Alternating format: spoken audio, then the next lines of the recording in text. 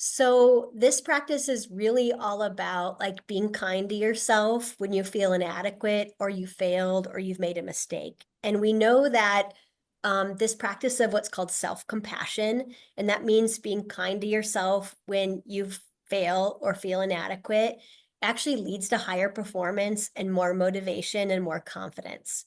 So one of my favorite tools that I teach in this section is called Learn, Burn, Return. Okay. And I love it because it rhymes, and I actually even have some actions. Okay. So if people want to do the actions with me, okay, these are the Yeah. actions. All right. The actions are like learn. So you put your fingers on your temples like this, and then Learn. you burn with a snap. Okay. And then you return with a power pose, like your hands on your hips like this. Yeah. Okay. Um, and you wouldn't actually do the actions while you're playing, but like Right. I do the actions just to help people remind themselves and kind of get it into your body and to remember it. Yeah. But this is, let me kind of explain it, and then we can unpack it and say, okay, this is how it would relate to tennis or pickleball. And Okay. frankly, it relates to life. Any. So yeah, yeah. And again, you'd use learn, burn, return whenever you've made a mistake or you've experienced a disappointment, Mm, or let's say there's a conflict with a team member, or like even at work when you're, mm, you wish something would have just gone wrong. Or I use it when I overthink. Okay. mm. And just raise your hand if you're an overthinker. Okay, okay. Most people I know actually are. And because we have really high standards for ourselves, right? Yes, we do. Okay. Yeah, we do. And we want to keep those standards high, but we Yeah. want to just be a little more kinder to ourselves. Yeah. Yes. Yeah. And okay, so learn means you ask yourself, what would I do differently next time? And the Mm, first thing you want to do after making a mistake or wishing things would have gone different is, okay, next time I will. And we want to just do our best to think objectively and not take it personally. mm. And then, right, the next step after you've learned, and sometimes we have to do this like in between points, right? Or if we don't have a lot of time, we just have to burn it. And burn it means we let it go. Mm. And if you choose the same phrase or action every time, it strengthens a new neural pathway.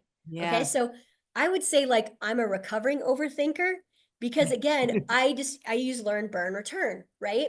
Um, so and then we want to return, and okay, so hold on, let me go back.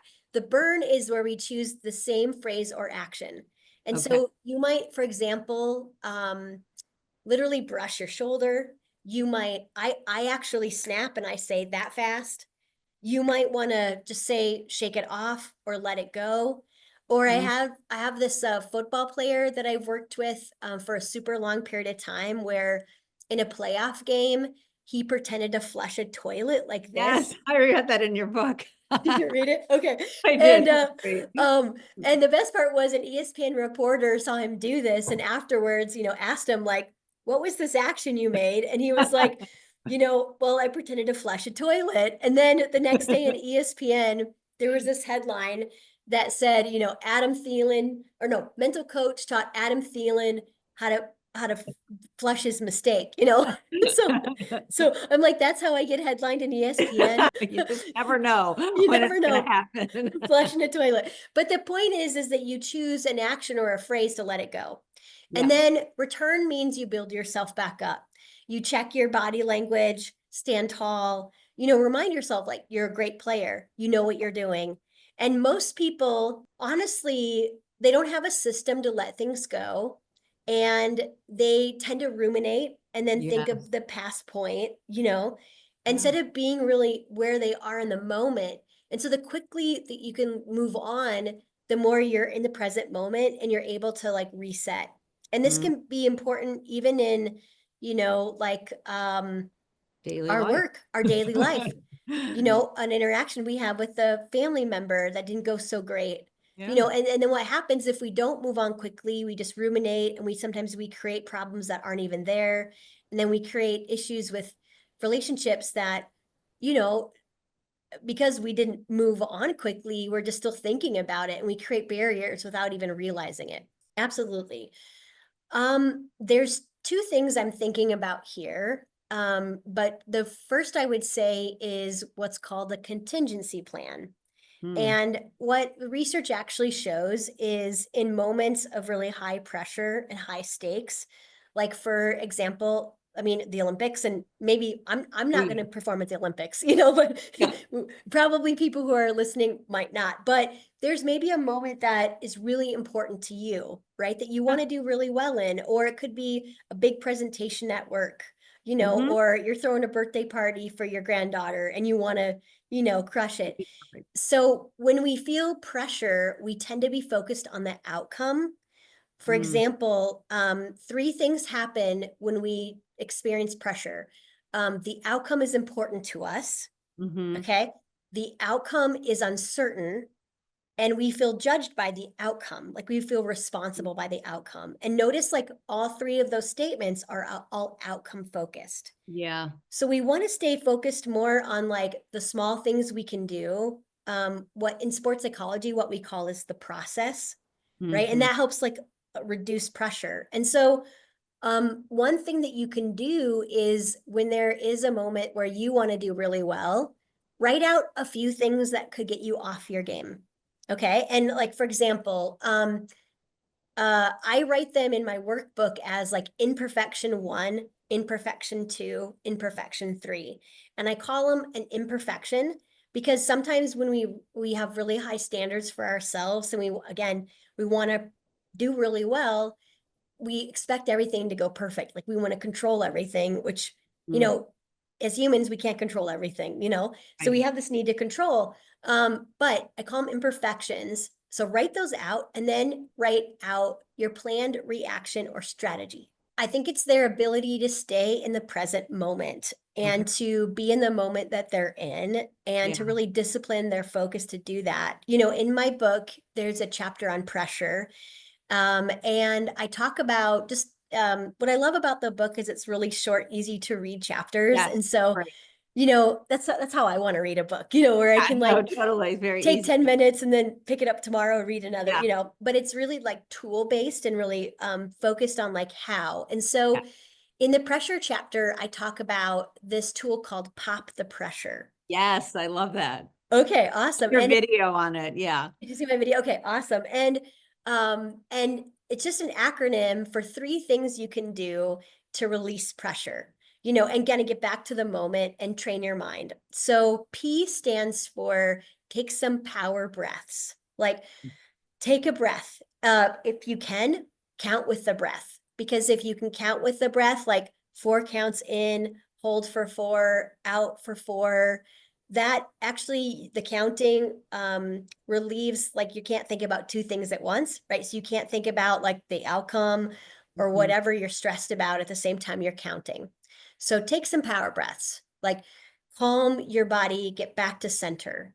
O stands for what's the opportunity right now? Like what's possible right now? And that's important just to, again, get back to the moment.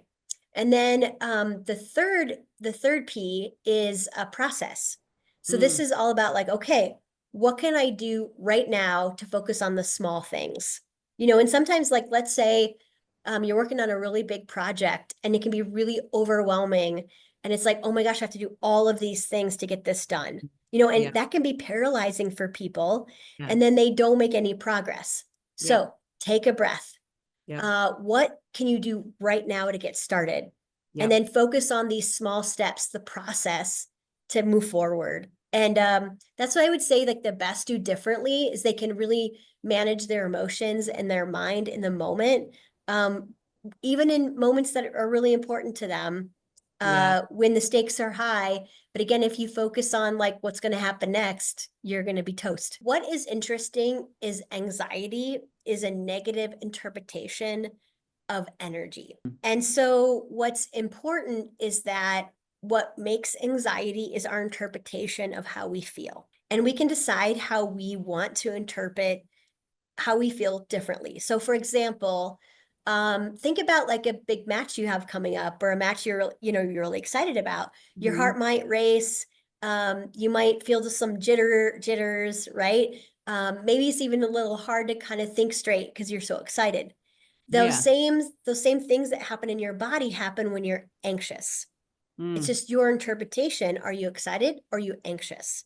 And mm, so, like, the first thing to recognize is that it is how you perceive, how you feel that makes it anxiety or energy or excitement. There's two types of anxiety that are really helpful to think about.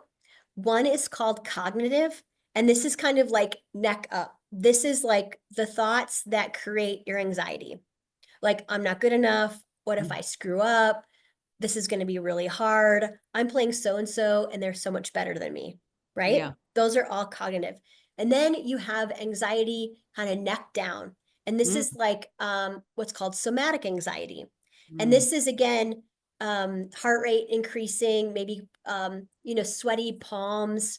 And so, what is important about that is just to recognize how anxiety shows up in your body, and tools that you could use are for somatic would be like the breathing that I mentioned. It's yeah. called box breathing, where you count with your breath, just to like release your somatic anxiety. Your cognitive is really about your thoughts.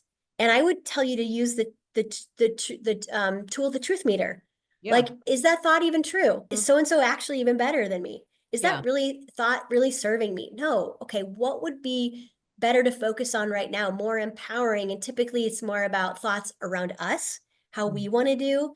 And then anxiety can sometimes come from, again, anxiety is a future-based emotion, just mm, like pressure.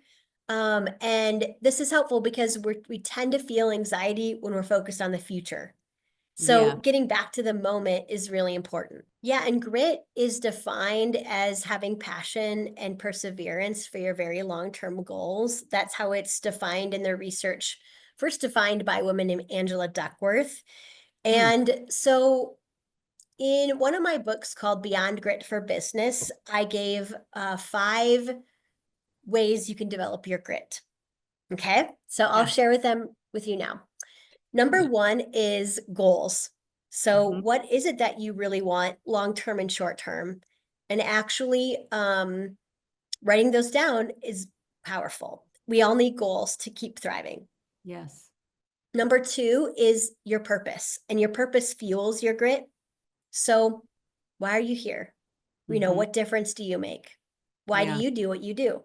Yeah. That fuels your grit. Number three is your own self-talk, and really being powerful with what you believe about yourself. And your self-talk is going to fuel your ability to keep going. Number 3 or 4 is your emotions, and Mm, emotions like gratitude and hope, and confidence are going to keep fueling your grit. So, and again, your thoughts are what can produce those emotions, being helpful, intentional with those emotions. And then number 5 is what we talked about related to learn, burn, return. And that's all about being kind of compassionate with yourself.